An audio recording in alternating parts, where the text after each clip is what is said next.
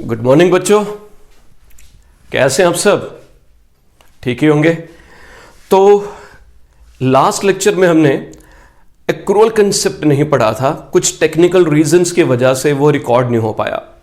तो आज हम सबसे पहले एक्रूअल कंसेप्ट कंप्लीट करेंगे and after that accounting principles मैं आपके साथ डिस्कस करूंगा। ठीक है जी। तो डेफिनेशन हम बाद में पढ़ते हैं, तो डेफिनेशन से पहले लेट अस अज्यूम कि हमारा जो अकाउंटिंग ईयर, जो अकाउंटिंग पीरियड है, लेट इट बी 1 अप्रैल 2019 से हमारा अकाउंटिंग पीरियड स्टार्ट है और 31 मार्च 1 अप्रैल 2019 अकाउंटिंग ईयर से स्टार्ट है एंड 31 मार्च 2020 को हमारा अकाउंटिंग ईयर क्लोज होता है। ऑन 26 फरवरी 2020 हमने ए से 10,000 रुपीज की गुड्स परचेज की ऑन 26 ऑफ फरवरी, और ए को मैंने जो पैसा है वो 26 फरवरी को नहीं दिया, वो मैंने 15 अप्रैल 2020 को दिया। दैट मीन्स मैंने जो पेमेंट है वो नेक्स्ट अकाउंटिंग ईयर में की। पेमेंट कब की है? नेक्स्ट अकाउंटिंग ईयर में, जो 1 अप्रैल 2020 से शुरू होगा और 31 मार्च 2021 को कंप्लीट होगा।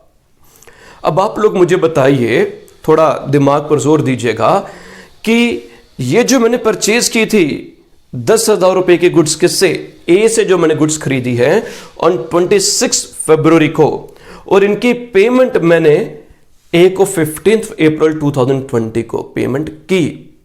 ठीक है, तो दोनों परचेज अलग फाइनेंशियल ईयर अकाउंटिंग ईयर में है और उसकी पेमेंट नेक्स्ट अकाउंटिंग ईयर में है। तो मैं अपनी बुक्स में एंट्री जो होगी वो कौन सी डेट पर रिकॉर्ड करूंगा? मेरे पास दो डेट्स हैं, एक आ गई 26 फरवरी 2020 जिस दिन मैंने इसको खरीदा, ठीक है, और नेक्स्ट आ गई 15 अप्रैल 2020 जिस दिन पेमेंट की। तो बुक्स में जो परचेज वाली एंट्री है वो कौन सी डेट पर हम लिखेंगे?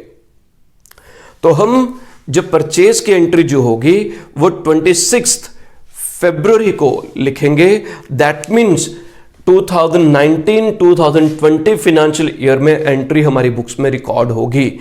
इवन दो पेमेंट कई बच्चे कहेंगे सर गुड्स तो खरीदी, पैसा तो हमने 15 अप्रैल को किया, तो हमें तो जिस दिन पेमेंट की हमें तो एंट्री उस दिन करनी होगी।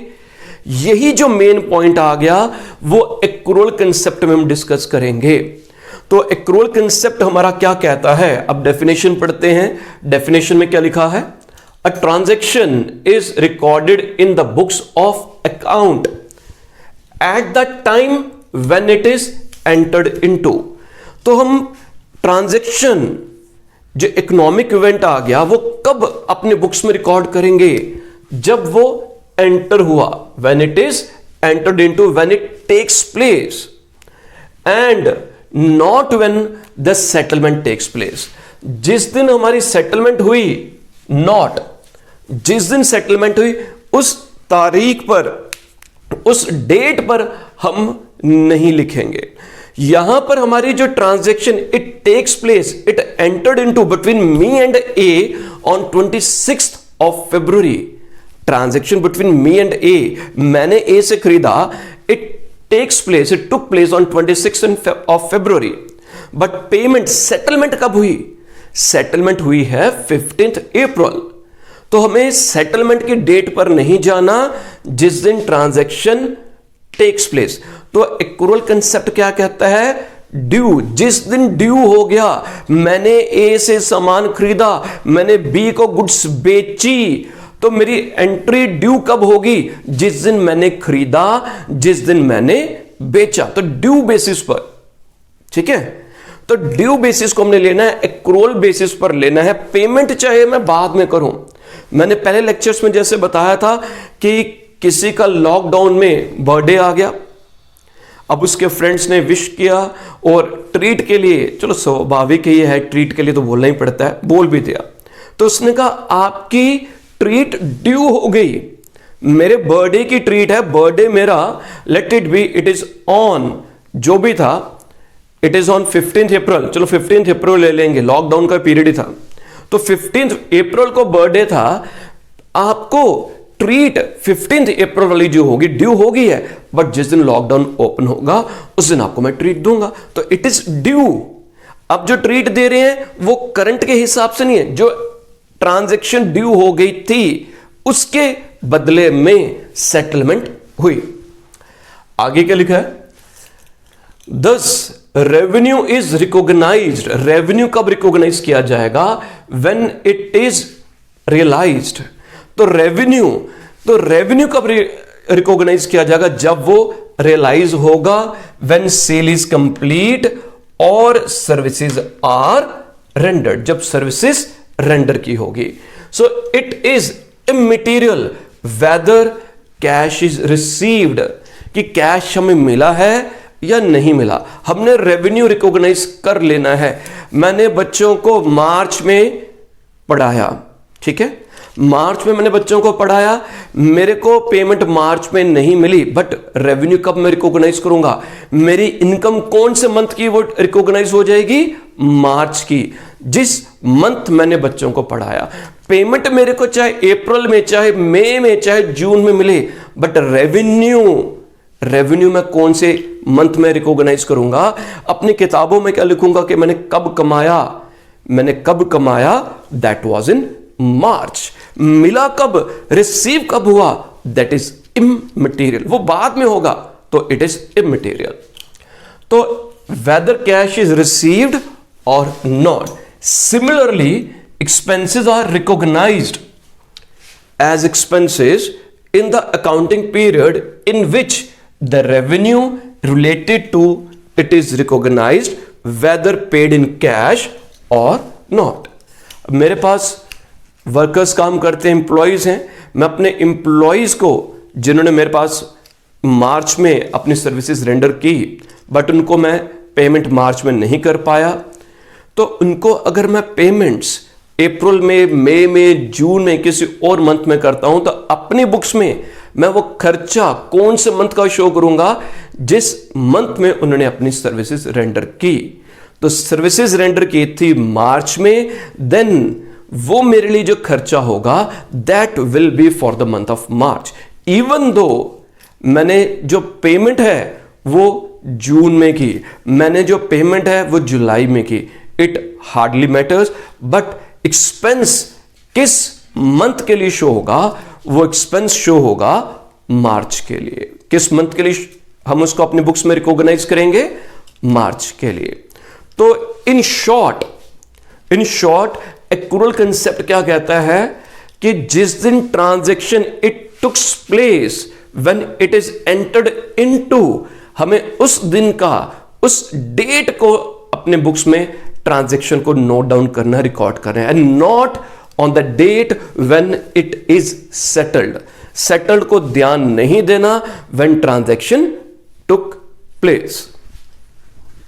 अकाउंटिंग प्रिंसिपल हमारा आ जाता है अकाउंटिंग एंटिटी और बिजनेस एंटिटी। बेसिक के लेक्चर्स में, जो मैंने पहले लेक्चर्स थे जिसमें मैंने ट्रांजैक्शन समझाया था, मैंने उसमें भी इससे रिलेटेड कई चीजें बताई थी। लेमैन के लिए दुकान और दुकानदार, अकाउंट्स के अलावा जो कोई और पर्सन होगा, उनके लिए दुकान और दुकानदार दोनों एक ही पर्सन है, उनके लिए कोई अंतर नहीं है। उनके लिए आ जाता है कि आपकी दुकान है और आप इसके ओनर हो, आप में और दुकान में कोई अंतर नहीं है। बट अकाउंट्स में दुकान और दुकानदार दोनों अलग अलग हैं, दोनों का अपना अलग वजूद है। शॉप या जो बिजनेस जो आ जाएगा, business is a separate legal entity. Business क्या है? सेपरेट लीगल एंटिटी, उसका वजूद दुकानदार से अलग है। अब जैसे एग्जाम्पल में ए ने बिजनेस स्टार्ट किया, ए ने बिजनेस स्टार्ट किया और बिजनेस स्टार्ट करने के लिए ए ने 10,000 रुपीज इन्वेस्ट किए, 10,000 रुपीज इन्वेस्ट किए बिजनेस स्टार्ट करने के लिए। फिर बिजनेस के पैसों से गुड्स खरीदी, गुड्स परचेज की, जो गुड्स खरीदी उनको बेच दिया गया, सेल की गई। ए ने अपने पैसों से घर के लिए राशन खरीदा, ए ने अपने पैसों से, जो उसके अपने पैसे थे, अपने घर में जो मेड काम करती है, उसके घर में मेड काम करती है, उसको सैलरी पे की। आपको ए ने, जिसने बिजनेस स्टार्ट किया, आपको अकाउंटेंट अपने बिजनेस का अपॉइंट किया और कहा कि आपने ट्रांजैक्शंस नोट करनी है, बुक्स मेंटेन करनी है। सो एज ए अकाउंटेंट आप कौन कौन सी ट्रांजैक्शंस नोट डाउन करोगे बुक्स ऑफ अकाउंट में? Only those transactions which are related with the business, जो किससे रिलेटेड है? बिजनेस से रिलेटेड है, बिजनेस से रिलेटेड है, बिजनेसमैन से रिलेटेड नहीं है। व्हाट इट मींस, बिजनेस की ट्रांजैक्शंस लिखनी है, किसकी ट्रांजैक्शंस नोट डाउन करनी है? बिजनेस की ट्रांजैक्शंस नोट डाउन करनी है, बिजनेसमैन की ट्रांजैक्शंस नोट नहीं करनी है। तो इसका मतलब क्या हो गया? दुकानदार और दुकान, दुकानदार और दुकान, इन दोनों का अलग वजूद है, दोनों का अलग वजूद है। ए ने जो पैसा बिजनेस में इन्वेस्ट किया है, ये जो पैसा 10,000 इन्वेस्ट किया है, ये बिजनेस ने ए को वापस करना है, ए ने ये 10,000 बिजनेस से लेना है। तो दोनों अलग अलग सेपरेट लीगल एंटिटीज हैं, दोनों सेपरेट लीगल एंटिटीज हैं। तो जो घर से रिलेटेड जो भी ट्रांजैक्शंस थी, ए ने मेड के लिए पैसे दिए, उससे हम बुक्स ऑफ अकाउंट्स में नहीं लिखेंगे। ए ने बच्चों की फीस पे की, उससे हम बिजनेस के ट्रांजैक्शंस में नहीं लिखेंगे। बिजनेस के ट्रांजैक्शंस में कौन से ट्रांजैक्शंस, कौन सी इकोनॉमिक इवेंट्स लिखेंगे? Which are related with the business only, which are related with the business only. Definition पढ़ते हैं अब हम। Business is considered to be separate legal entity. Business क्या है? एक सेपरेट लीगल एंटिटी है, उसका अपना अलग वजूद है। आप तभी देखिएगा कि हम किसी स्कूल का नाम आप देख लेंगे, किसी क्लब का, हॉस्पिटल का, उसकी अपना, ये बैंक का पंजाब नेशनल बैंक, तो पंजाब नेशनल बैंक जो आगे उसकी अपनी सेपरेट लीगल एंटिटी है। जब हम कहते हैं कि बिल्डिंग किसकी है, ये प्रॉपर्टी किसकी है, ये पंजाब नेशनल बैंक की प्रॉपर्टी। ये स्कूल किसका है, ये स्कूल दिल्ली पब्लिक स्कूल है, ये उसकी बिल्डिंग है।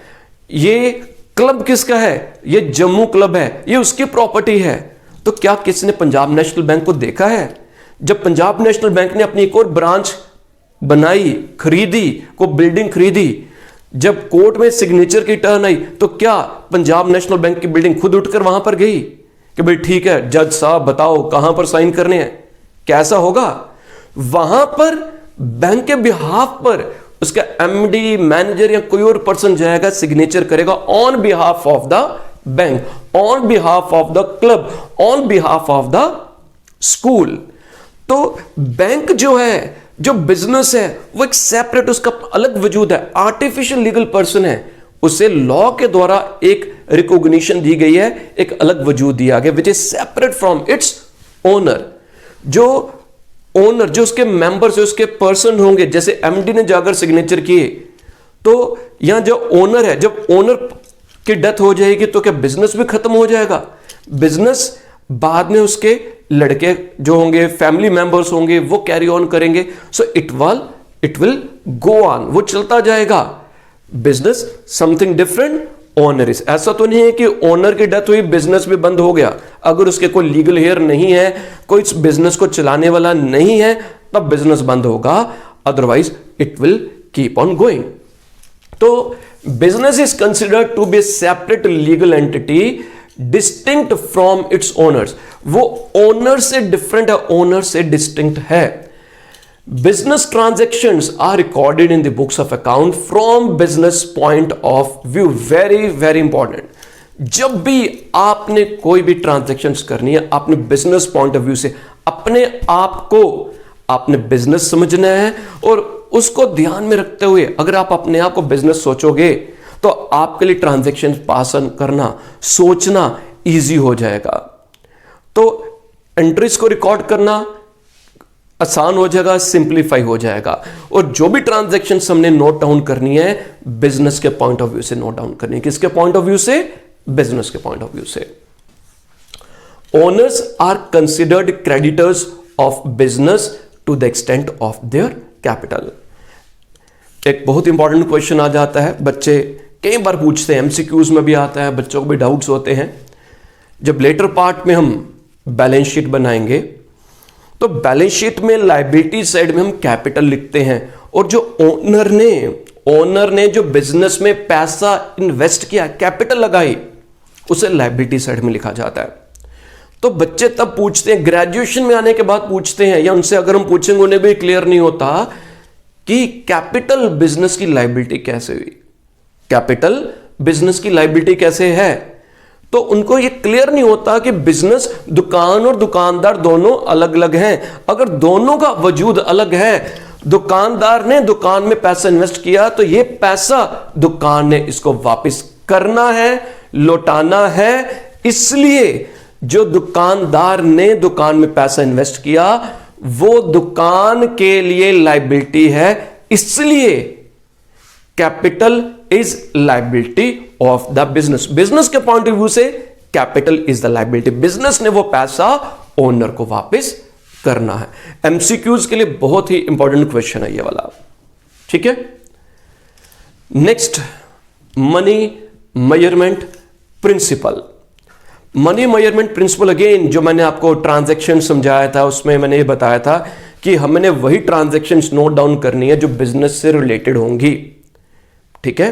और दूसरा पॉइंट क्या बताया था, विच can be measured in terms of money, which can be measured in terms of money. हम जिन ट्रांजैक्शंस को, जिन इकोनॉमिक इवेंट्स को पैसे के तराजू में तोल सकते हैं, in terms of money measure कर सकते हैं, उन्हीं ट्रांजैक्शंस को हम अपनी बुक्स में रिकॉर्ड करेंगे, नोट डाउन करेंगे, ठीक है। किसमें? जिसको मनी की फॉर्म में, वैल्यू में लिखेंगे। मैंने 5 डजन बनानास खरीदे, मैंने 5 kgs मैंगोज खरीदे, तो क्वांटिटी कितनी खरीदी उससे हम नोट नहीं करेंगे। हम ये पूछेंगे बताओ कितने केक खरीदे, कितने केक खरीदे, इसकी वैल्यू क्या है, इसकी वैल्यू क्या है। जिस वैल्यू पर खरीदा आप हमें वो वैल्यू बताइए, हम वो वैल्यू अपनी बुक्स में नोट करेंगे जो वैल्यू पर लिया होगा।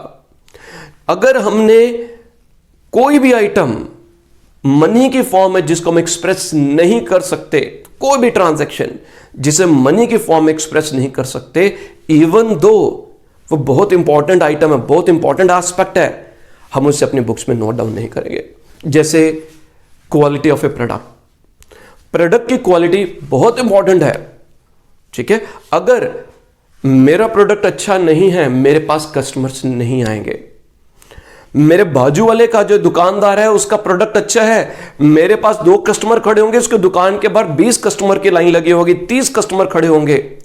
क्यों? क्योंकि उसका प्रोडक्ट अगर बेहतर है। अगर मेरा प्रोडक्ट बेहतर है तो मेरी दुकान के बाहर लाइन लगी होगी, उसके दुकान के बाहर रश नहीं होगा। बट क्या मैं उस अपने प्रोडक्ट की जो तारीफ के बारे में, उसकी क्वालिटी के बारे में कि मेरी सेल क्यों ज्यादा हो रही है, क्या मैं उसको कहीं लिख सकता हूं, शो कर सकता हूं? Even though quality is a very important point, हम उसे अपनी बुक्स में नोट डाउन नहीं कर सकते। जब क्वालिटी हल्की हो जाएगी तो कई बार प्रोडक्ट भी बंद हो जाता है, बैन हो जाता है। अभी कुछ देर पहले मैगी का एपिसोड हुआ था, गवर्नमेंट ने मैगी को बैन कर दिया था। क्यों? क्वालिटी का इशू आ गया था, कुछ समथिंग की लेड कंटेंट उसमें ज्यादा है, बहुत ज्यादा बिकता था क्वालिटी, तो क्वालिटी से रिलेटेड गवर्नमेंट ने उसको बैन कर दिया। तो वो चीजें we can not write in record in the books. तो वही ट्रांजैक्शंस हम लिखेंगे which can be measured in terms of money. So let's read the definition. अब इसमें क्या लिखा है, transactions and events that can be measured in money terms, जिन्हें मनी के टर्म्स में रिकॉर्ड कर सकते हैं, नोट डाउन कर सकते हैं, only they are recorded in the books of account of the enterprise. Money is the common denominator, denominator means base, numerator denominator आपने पढ़ा होगा, न्यूमरेटर होता है कि जो ऊपर, डिनोमिनेटर नीचे, बेस डिनोमिनेटर। तो money is the common base और denominator in recording and reporting all transactions. तो अगर मनी के दायरे में वो आता है, मनी की फॉर्म में एक्सप्रेस हो सकता है, then those transactions will be written in the books of accounts. Transactions that cannot be made in money terms are not recorded in the books of account, howsoever important they may be to the enterprise. तो बहुत important भी हो सकती है, but if they can not be expressed in terms of money. जैसे मेरे पास जो work force है वो बहुत हार्ड वर्कर है, वो बहुत लॉयल है, ठीक है, तो क्या मैं उसको अपनी बुक्स में लिख सकता हूं, कहीं शो कर सकता हूं? They can not be expressed in any way, they cannot be recorded in my books of account. Loyalty, hard work, ऐसी चीजों को, ये जो क्वालिटी, जो क्वालिटेटिव एस्पेक्ट है, they cannot be shown or written in the books of accounts. Next one is accounting period concept. तो बच्चों ध्यान से समझिएगा, कंसेप्ट को फॉलो करिएगा, तोते की तरह नहीं रटना। तोते की तरह रटते जाओगे तो ना तो पढ़ने में मजा आएगा और ना ही समझ आएगा। कंसेप्ट बिल्डिंग, कंसेप्ट आ जाएगा फिर तो कोई दिक्कत नहीं है, ठीक है जी। तो जो भी आपके रिव्यूज होते हैं, कमेंट्स हैं, तो कुछ ना कुछ लिख दिया करो कमेंट्स में भी, अगर समझ आ रहा है तो। ऐसा नहीं हो कि मैं आपके साथ अपनी मन की बात, मैं तो अपनी मन की बात कर रहा हूं, तो आप भी अपने मन की बात मेरे साथ शेयर करिए, कमेंट्स में लिखिए। समझ आ रहा है तो उसके बारे में लिखिए, अगर नहीं आ रहा है, जहां पर मेरे को और फोकस करना है, मैं वहां पर और फोकस करूंगा। Next is accounting period concept. Going concern concept से ही हम इसको ले लेते हैं। गोइंग कंसर्न कंसेप्ट क्या कहता है? बिजनेस इनफाइनाइट पीरियड के लिए चलता जाएगा, चलता जाएगा, चलता जाएगा, बंद नहीं होगा। हम जब भी बिजनेस स्टार्ट करते हैं ऑन ए पॉजिटिव नोट हम स्टार्ट करते हैं, और कभी भी ऐसे मन में ये ख्याल नहीं आता है कि बैक ऑफ माइंड कभी नहीं होगा कि आज अगर मैं बिजनेस स्टार्ट कर रहा हूं तो हो सकता है कि मेरे को बंद करना पड़े। हम हमेशा पॉजिटिव नोट से कि ठीक है यार, तरक्की करेंगे, आज एक शॉप ओपन करेंगे, आज से 10 साल बाद, 20 साल बाद हमारी 5-6 शॉप्स और होंगी, फैक्ट्रीज होंगी, वगैरह वगैरह वगैरह वगैरह। तो गोइंग कंसर्न कंसेप्ट में आ जाता है कि बिजनेस चलता जाएगा, चलता जाएगा, चलता जाएगा। तो अगर बिजनेस की परफॉर्मेंस को, उसकी प्रोग्रेस को मेजर करना होगा तो हम कैसे करेंगे? कई लोग कहते हैं कि भाई जब बिजनेस बंद होगा तब हम देखते हैं कि बिजनेस कहां पर पहुंचा। तो तब तक तो शायद बड़ी देर ना हो जाए, 20 साल बाद बिजनेस बंद होगा, तो 20 साल बाद अगर क्लोज करते हैं तो 20 साल बाद देखेंगे कि हमने क्या कमाया और क्या हमें नुकसान हुआ। तो तब तक तो हमें अगर कोई इंप्रूवमेंट का मौका था, हम तो वो भी हमारे हाथ से निकल जाएगा। यहां आप लोगों की एग्जांपल ले लेता हूं कि आप लोगों ने स्टडीज आप पढ़ रहे हैं, आपने 7th 8th 9th 10th आप लोग पढ़ रहे थे। अकाउंटिंग पीरियड मीन्स आपका भी जो स्टडी पीरियड चलता जा रहा है, तो आप लोगों के एग्जाम्स होते हैं। 7th में भी हुए थे, बीच में साइकिल टेस्ट भी होते जाएंगे, 8th में भी हुए, फाइनल एग्जाम्स हुए, मिड टर्म एग्जाम्स हुए, 10th के हुए, 9th के हुए। वो क्यों एग्जाम्स होते हैं? टू मेजर योर परफॉर्मेंस, आपकी एकेडमिक परफॉर्मेंस कहां कैसे चल रही है, आप किस डायरेक्शन में जा रहे हो, आप ग्रोथ कर रहे हो या नहीं कर रहे हो। आपके जब साइकिल टेस्ट हुए, वीकली टेस्ट हुए, पता चला कि आप परफॉर्मेंस नहीं कर रहे हो, आप गलत डायरेक्शन में जा रहे हो, पढ़ नहीं रहे हो, तो साथ ही कंट्रोल किया जाएगा, रेक्टिफाई किया जाएगा, ये कमी है, इस कमी को सुधारो, ताकि नेक्स्ट एग्जाम में, फाइनल एग्जाम में आप बेहतर परफॉर्मेंस कर सकें। इसलिए तो एग्जाम्स होते हैं ना, टू मेजर योर परफॉर्मेंस, कि आप लोगों की परफॉर्मेंस कैसे चल रही है। इसी प्रकार से बिजनेस की परफॉर्मेंस के लिए टू फाइंड आउट कि बिजनेस में प्रॉफिट हो रहा है, लॉस हो रहा है, हम किस दिशा में जा रहे हैं, टाइमली हमें पता चले। अगर कोई गलती हो रही है, उस गलती को इंप्रूव करें, सुधारें, और आने वाले टाइम में हम ज्यादा प्रॉफिट कमाएं, क्योंकि बिजनेस प्रॉफिट कमाने के लिए किया जाता है। हम किस डायरेक्शन में, किस जगह में और इन्वेस्टमेंट करें, तो वो हमें कैसे पता चलेगा? इसके लिए क्या क्या क्या किया जाता है? बिजनेस की जो टोटल लाइफ है उसे हम छोटे छोटे छोटे छोटे टुकड़ों में बांट लेते हैं। तो यूजुअली उसे हम ईयर्स या अकाउंटिंग ईयर कहते हैं।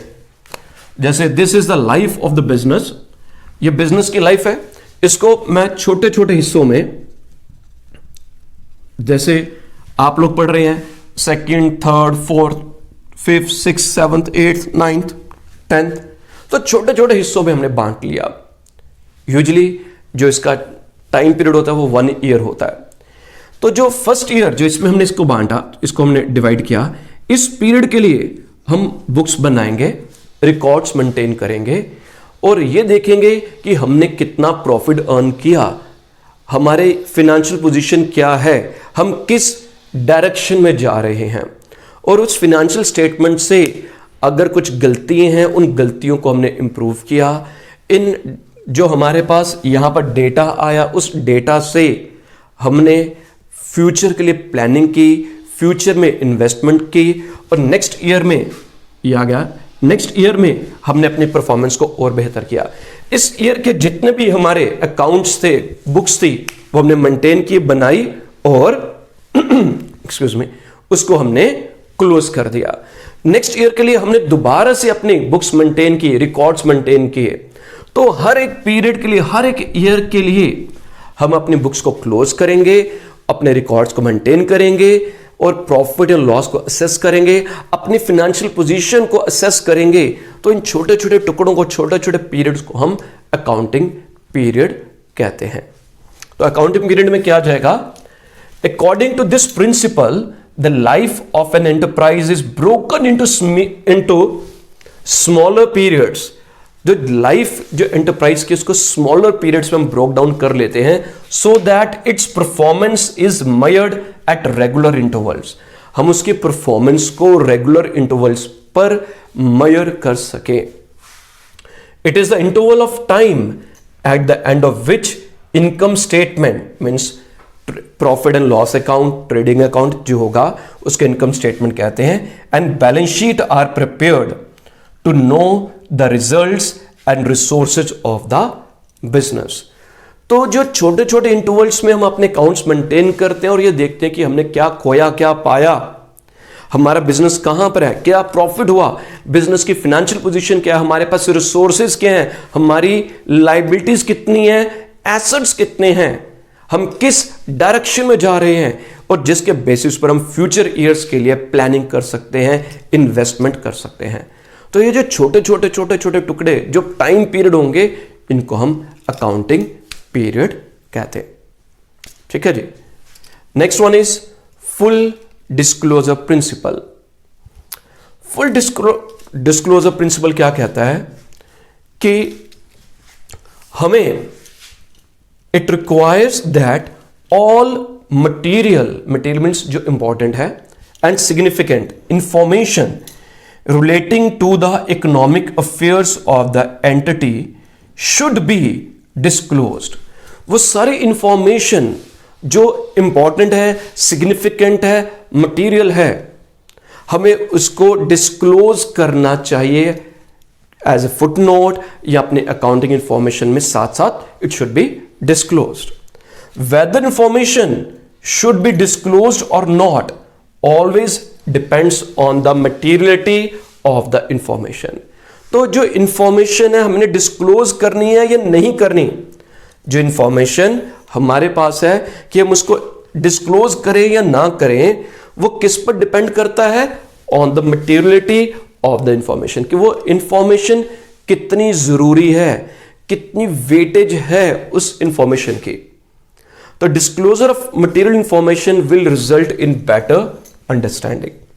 तो बेटर अंडरस्टैंडिंग आसानी से समझ आ सकता है, जो उसके यूजर्स इन अकाउंटिंग इंफॉर्मेशन को उन्हें अंडरस्टैंड करना, कंपेयर करना उनके लिए इजी हो जाता है।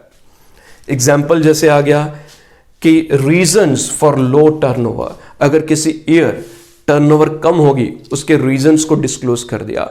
Means there was lockdown, there was strike by the employees, या फिर क्या जाएगा shut down of the business, कोई भी कारण आ सकता है, जो भी कारण होंगे उन्हें हमें डिस्क्लोज करना होगा। जैसे एजुकेशनल इंस्टीट्यूशंस के लिए ये एक ज़रूरी है, गवर्नमेंट की गाइडलाइंस है, तो उसमें क्या लिखा हुआ है, कई बार डिस्क्लोज करना एज पर गवर्नमेंट गाइडलाइंस के अकॉर्डिंगली भी लीगल रिक्वायरमेंट है।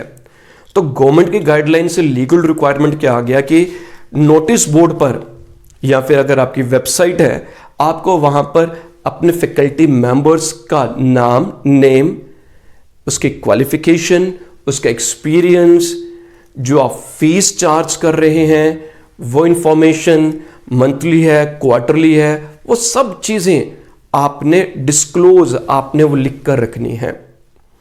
तो it is as per the government guidelines. तो जो लोग हैं उन्हें ये सब चीजें इधर ऑन द वेबसाइट और ऑन द पोर्टल और on the notice board they have to disclose कि कब इंस्टीट्यूट इस्टेब्लिश हुआ, इनका रिजल्ट क्या है, इनकी परफॉर्मेंस क्या है, एक्सपीरियंस क्या है, क्वालिफिकेशन क्या है, तो इट शुड बी डिस्क्लोज्ड।